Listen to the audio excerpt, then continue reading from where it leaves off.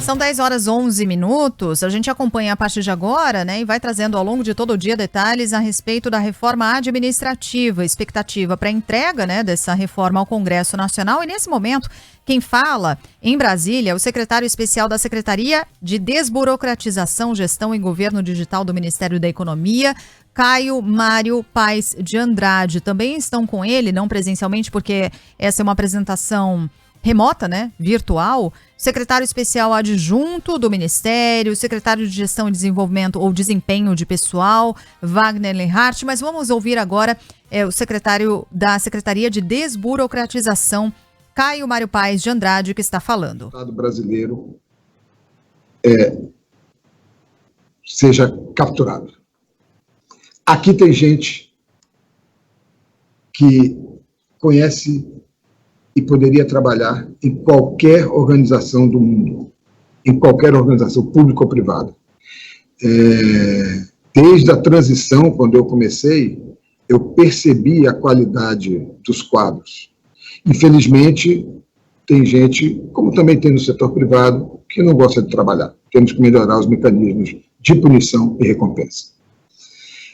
Eu peço a todos um pouco de paciência comigo, porque eu assumi a secretaria há apenas uma semana e ainda estou conhecendo os detalhes da operação. É uma operação grande e eu vou ter que pedir para este ponto específico, eu vou ter que pedir ajuda aí para o Gleison e para o Wagner diversas vezes. Mas agora, antes de começar a apresentação em si, eu queria fazer um apelo à sociedade brasileira. Nós precisamos que as pessoas se envolvam, entendam o problema e façam a discussão. O que está em jogo aqui é o futuro do país. Esse não é um projeto de governo, esse é um projeto de Estado. É a diferença entre o novo e o velho. A diferença entre se isolar do mundo ou se inserir no mundo. Abraçar o que é novo. O que todos vão conhecer a seguir são as bases de uma nova forma de administrar o país. Essa não é uma missão somente do governo federal. A sociedade precisa entender os desafios colocados e ajudar, através de todos os meios democráticos e republicanos, a pautar a discussão. Estamos todos do mesmo lado, pessoal. Todo mundo está do mesmo lado. O governo federal está apresentando as bases da transformação administrativa. Sabemos que o Congresso Nacional, como sempre faz quando chamado, saberá conduzir essa grande transformação administrativa. E contamos com a serenidade e o equilíbrio do Poder Judiciário para guiar os caminhos da nossa nação. Estamos todos do mesmo lado, pessoal. Precisamos que a sociedade brasileira encare esse problema de frente e dê uma solução definitiva para ele. Sem gestão, não tem solução. Agora nós vamos para a apresentação e eu espero que possa esclarecer todos os pontos, todas as dúvidas. Estamos aqui para que vocês possam realmente não ficar com nenhuma dúvida sobre o que nós estamos propondo. Vamos lá. Já estamos aí? Já está no...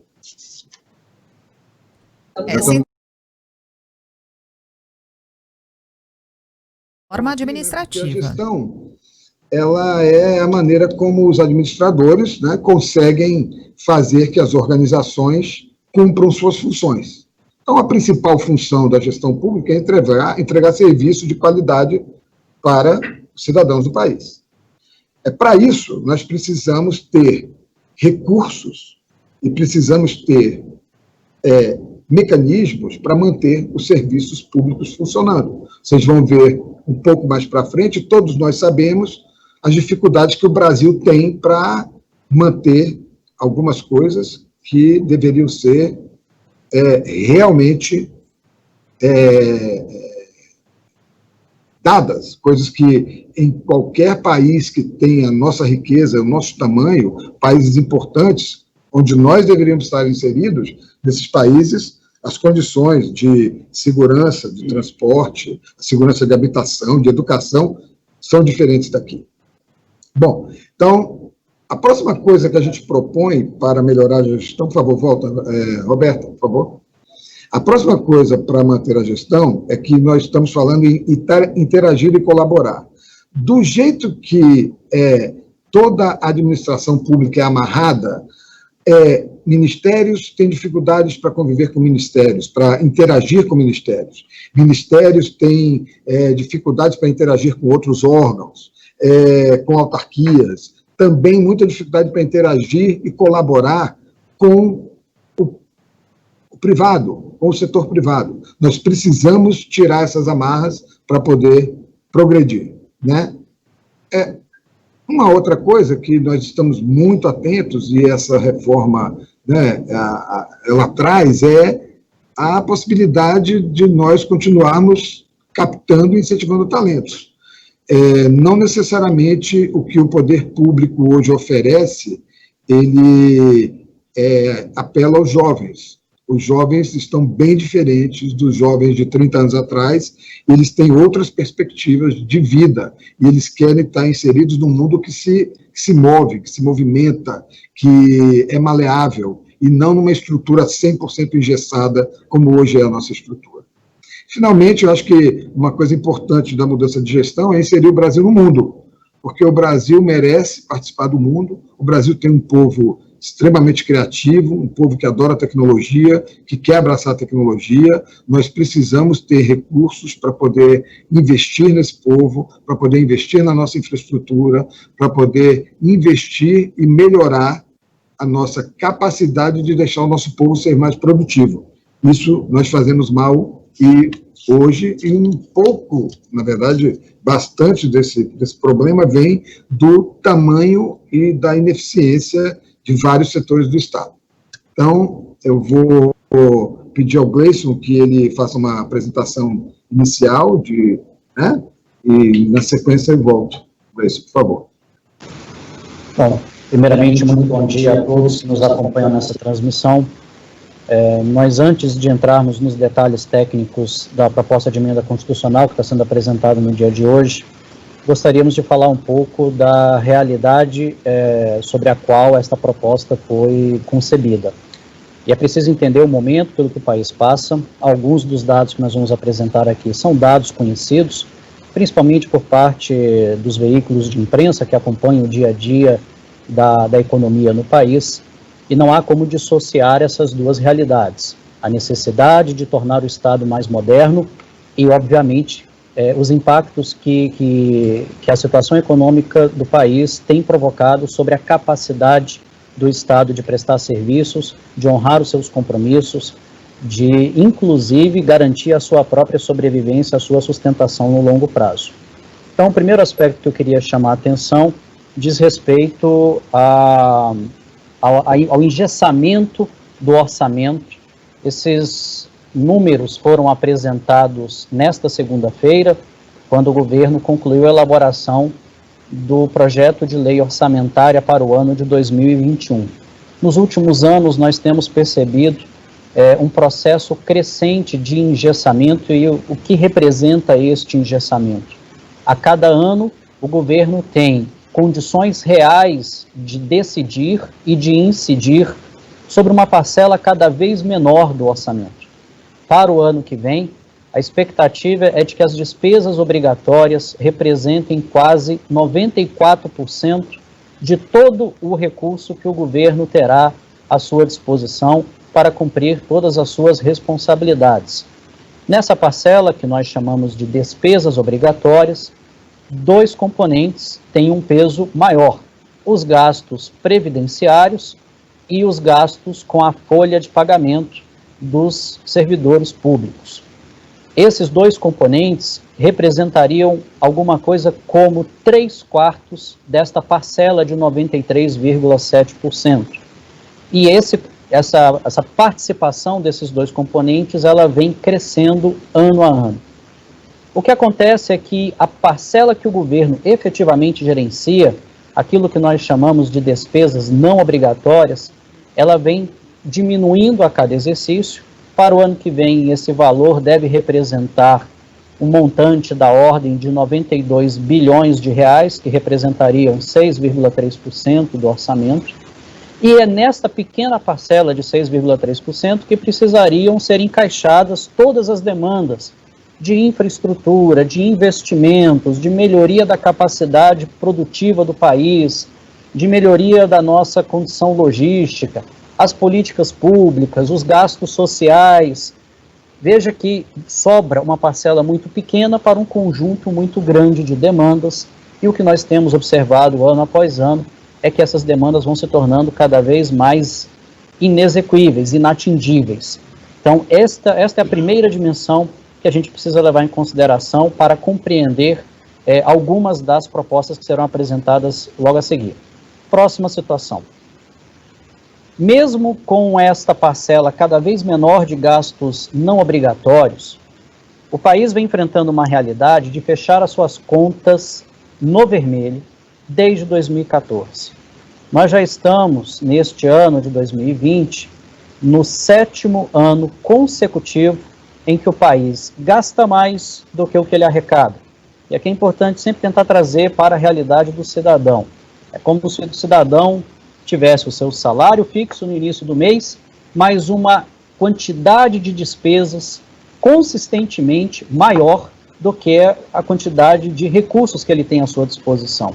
E isso vai criando uma situação de endividamento para a família, e todo mundo compreende bem como essa realidade se manifesta no dia a dia, que é comum surgir aquilo que popularmente chamamos de bola de neve. Nós vamos tendo uma situação de dívida cada vez maior e uma capacidade de equacionar essa dívida cada vez menor. Obviamente, o ano de 2020 ele está fortemente impactado pela pandemia do coronavírus, por toda a ação que o governo teve que fazer para minimizar os efeitos dessa pandemia. Por isso, o resultado projetado para 2020 é um resultado tão distante ou tão diferente dos resultados dos anos anteriores, mas a pior notícia é o olhar de médio prazo. Nós temos uma perspectiva de que continuaremos fechando as contas no vermelho por mais 6 anos, pelo menos. Os dados que foram projetados pela nossa equipe econômica apontariam uma situação de equilíbrio fiscal apenas a partir de 2026 ou de 2027. E aí nós teríamos um ciclo de 13 anos, 12 a 13 anos de resultados negativos. Próximo slide, por favor. E justamente neste contexto, em que a parcela do governo de administração de seus recursos é cada vez menor e as contas não fecham numa situação de equilíbrio, nós temos ainda uma situação de despesas de pessoal que apresenta um comportamento absolutamente regular. Elas apenas crescem. Não tivemos ainda, na série histórica dos últimos 20 ou 30 anos, nenhuma situação de decréscimo dessas despesas. O gasto, ele aumentou em termos nominais 145% nos últimos 12 anos, e se nada for feito, a tendência é que este gasto continue crescendo. Esses números que eu trago nesses primeiros 3 slides são todos referentes ao governo federal, ao executivo do governo federal. E aqui é importante que se faça o destaque. Em alguns estados, a situação é muito pior do que a do governo federal, tanto em termos de engenhamento de recursos, quanto em termos dos resultados ao final do exercício, quanto em termos do crescimento das despesas com o pessoal. Quando nós temos um país, um estado, um ente, vivenciando essas 3 características, há um enredo muito comum, muito conhecido. O secretário Caio vai agora detalhar o que acontece quando esta situação perdura por um longo espaço de tempo. Obrigado, Gleison. Nós vamos apresentar aqui o que são as consequências, Pode ir, Roberto, por favor. A primeira coisa que acontece, o que acontece quando o Estado, a gestão pública, perde essa capacidade de investimento, é que a gente já fica com menos escolas, menos hospitais, menos estradas, menos casas. É o que a gente já está vendo acontecer no Brasil há alguns anos, E isso é realmente um absurdo para um país que tem a possibilidade que o país tem. É uma questão de pura gestão pública. Então, além da infraestrutura, a perda da capacidade de investimento, nós temos aí uma segunda vítima, Roberta. Por favor. Uma segunda vítima, que é nós começamos a ver que, além de não conseguirmos investir para melhorar, para crescer, a gente fica sem recurso para manter prestações de serviços básicos. É quando o policial fica sem arma, é quando os carros ficam, as ambulâncias quebram, é quando as UTIs não funcionam, é quando as escolas não têm os recursos para dar as aulas. Então, tudo isso é fruto de má gestão dos recursos públicos. E é isso que a gente se propõe a mudar aqui. E, finalmente, terceiro, você tem aí o super problema, que é quando os recursos do Estado não são suficientes nem para pagar a sua própria folha. Não conseguimos pagar a folha. Nós estamos nos aproximando dessa situação. Todo mundo lembra de alguns países que passaram por isso nos últimos tempos. Alguns enfrentaram as reformas e saíram bem. Outros fizeram paliativos e estão aí sem conseguir nem investir e nem atrair investimentos. E no Brasil, os estados brasileiros, alguns estados têm problemas muito sérios e a gente quer acreditar que essas bases, esse arcabouço que a gente está enviando hoje para o Congresso, que vai ajudar muito a estados e municípios também a melhorarem a sua gestão pública. Então, vamos seguir. Por favor, Roberto. Só para pontuar, volta um slide. Só para pontuar, eu fiz a pergunta, e agora eu estou dizendo, o cenário atual é insustentável, porque a gente tem a perda de capacidade de investimento, nós temos a falta de recursos para manter a prestação de serviços básicos, os equipamentos, eles começam a sofrer, e, finalmente, a gente tem um comprometimento no limite da folha de pagamento, o que deve ser enfrentado pelos funcionários públicos, principalmente, e eles verem na nossa proposta uma oportunidade para realmente sanar esse problema, porque daqui a pouco ninguém vai ficar bem nessa história. Essa entrevista coletiva que está sendo realizada em Brasília pelo Ministério da Economia para a apresentação do projeto de reforma administrativa. O que a gente conseguiu acompanhar até aqui é um retrato do momento e por que essa reforma é tão importante, é tão fundamental para a nossa economia. Ainda não entramos, e vamos entrar a partir de agora nessa entrevista, nas premissas, o que é exatamente e o que estará contemplado nessa reforma administrativa do governo. A gente vai continuar acompanhando. Por favor, volta, Roberto. Isso é uma coisa que, para nós, é muito importante, por vários motivos, mas o principal motivo é porque nós estamos simplesmente fazendo o que um governo democrático, capitalista, e que olha em direção a um Estado racional e menor, ele faz, que é respeitar contratos. Respeitar contratos é fundamental para que a economia se equilibre. Então, o Estado tem contratos com servidores, que aí estão, e o Estado está propondo a manutenção desses contratos. Ao mesmo tempo, o Estado está propondo que haja uma linha de corte agora e já sinaliza para os agentes econômicos que nós estamos, sim, preocupados, fazendo o dever de casa, propondo um novo arcabouço inteiro para a administração pública e, por isso, somos bons receptores de investimentos. Nós vamos, com isso, sinalizar aos agentes econômicos que o dever de casa está sendo feito, que nós estamos no caminho certo e que nós vamos, sim, no futuro próximo, conseguir, juntamente com o setor privado, fazer investimentos também na economia do país. E, principalmente, para resgatar as populações mais carentes que o Brasil tanto tem. Nós precisamos olhar de verdade para esse público. Então, por favor, Roberto, a outra premissa importante é que nós mantivemos na nova administração o que o modelo atual tem de bom. Tem várias coisas boas, então nós estamos mantendo o concurso público, certo? Porque ele é uma vitória, a transparência é tão cara a todos os governos, do Brasil. O Brasil conquistou muito em transparência nos últimos anos, e nós vamos falar disso um pouco depois, Com a transformação digital que vai acontecer, nós vamos ter ainda mais transparência, a sociedade vai conhecer melhor e cada vez mais como funciona e como é aplicado, como funciona o Estado e como é aplicado o dinheiro dos impostos, né? A atratividade, que é aquilo que nós falamos, que nós precisamos trazer boas pessoas para o setor público e fazer com que essas pessoas... O setor público precisa competir por talentos com o setor privado, inclusive, com outros países.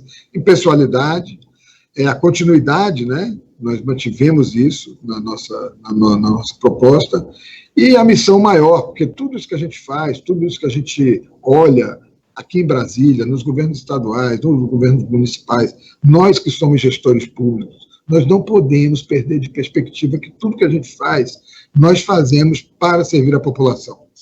E cada vez mais a população está claro para nós, agora na Covid todo mundo viu, o quanto nós precisamos ser solidários. A solidariedade é um bem, a solidariedade é uma maneira de viver, e eu acho que nós precisamos olhar para isso e abraçar essa ideia para sempre no Brasil. Pode ir, Roberta. Bom, agora eu vou chamar o Wagner Lenhardt para fazer a apresentação mais minuciosa da parte técnica da nova administração pública. Wagner, por favor. Obrigado, secretário Caio. Muito bom dia a todos. Vamos iniciar agora a demonstrar a proposta que o governo federal construiu para ser apresentada para a sociedade e debatida pela sociedade, como o secretário Caio referiu no início da fala dele. Este é um projeto de país, né? Um projeto que precisa ser debatido, compartilhado, trabalhado por todos os atores que têm interesse nessa pauta, e como ele diz respeito ao serviço público brasileiro, todos os brasileiros têm interesse nessa pauta. A gente vai começar agora, eu vou fazer um primeiro trecho e vou alternar com o secretário Gleison os pontos que são trazidos, então, para essa nova administração pública, para essa transformação que nós estamos propondo. Primeiro, eu queria destacar 3 pontos em relação a essa transformação. A primeira delas é que é uma transformação estrutural. Nós não estamos fazendo remendos, nós estamos propondo uma mudança que realmente signifique uma mudança de patamar, tanto para essa geração quanto para as gerações futuras, e que traga o Brasil para um outro estágio global. Segundo ponto, que é muito importante destacar, nenhum país que fez uma reforma como essa fez de maneira simples ou fez com uma bala de prata. A verdade é que não existe uma bala de prata para resolver e fazer essa transformação profunda da administração pública. A gente precisa de um processo, de uma série de iniciativas, de uma série de atividades que passam por mudanças legislativas, passam por mudança constitucional, e é isso que nós vamos apresentar hoje, passa também por mudanças de gestão internas de cada um dos poderes, de cada um dos entes. Muita coisa, inclusive, já está sendo feita no âmbito do governo federal nesse sentido, desde o início de 2019, desde o início do governo Bolsonaro, diversas medidas de qualificação e melhoria da gestão pública já vêm sendo implementadas. Mas isso é um processo contínuo, e ele vai ter um grande marco, um marco inicial de verdade, a partir da PEC que nós estamos apresentando ao Congresso Nacional no dia de hoje. Então, Roberta, por favor, pode passar. Aqui a gente vai trazer o mapa legislativo, como é que a gente está projetando essa transformação no ambiente do Congresso Nacional. Ele parte, então, de uma PEC, né, que é o texto que será apresentado hoje. Essa PEC tem como ponto central o novo regime de vínculos da administração pública e também a modernização organizacional do Estado brasileiro. Como eu falei anteriormente, isso envolve diversas etapas e demanda o envolvimento de todos. É um compromisso, na verdade, que nós estamos firmando, não só com essa geração, mas com as futuras gerações também. Pode passar, por favor, Roberto? A segunda fase é um conjunto de projetos de lei, leis complementares e leis ordinárias, que vão trazer aí atualizações, ajustes, melhoramentos em diversas áreas da gestão pública. E aqui a gente não fala apenas da gestão de pessoas, a gente fala também da parte organizacional, da parte estrutural. Então, a gente trouxe aqui alguns exemplos, esse rol não é exaustivo, mas nós temos aí o PLP e o PL de Gestão e Desempenho, PL de modernização das formas de trabalho, consolidação de cargos, funções e gratificações, PL de arranjos institucionais. Aqui a gente vai fazer uma revisitação, uma revisão e uma atualização do Decreto-Lei 200, já há bastante tempo aí em vigência, e que merece, de fato, uma atualização para os dias de hoje. PL de diretrizes de carreiras, o PL de ajuste no Estatuto do Servidor, enfim, uma série de ajustes, uma série de instrumentos que vão modernizar a administração pública em âmbito infraconstitucional.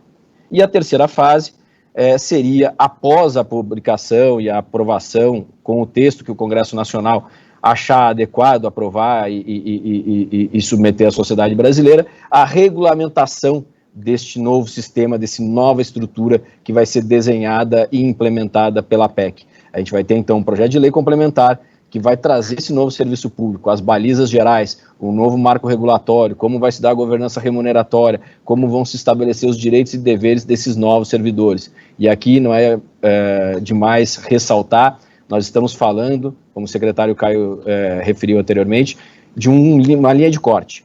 Nós temos o serviço público atual. O serviço público tem pessoas de potencial, qualidade e comprometimento inquestionáveis. A gente tem um compromisso também com esses profissionais, e a situação atual, o modelo atual, especialmente de estabilidade e a manutenção dos vencimentos, vai ser mantida. Esse é um ponto trazido nessa proposta muito clara, e é sempre bom ressaltar. O que a gente está propondo agora é para frente, é para os servidores que entrarem no serviço público a partir deste momento, a partir do momento da aprovação da nova emenda constitucional e também desse novo projeto de lei complementar.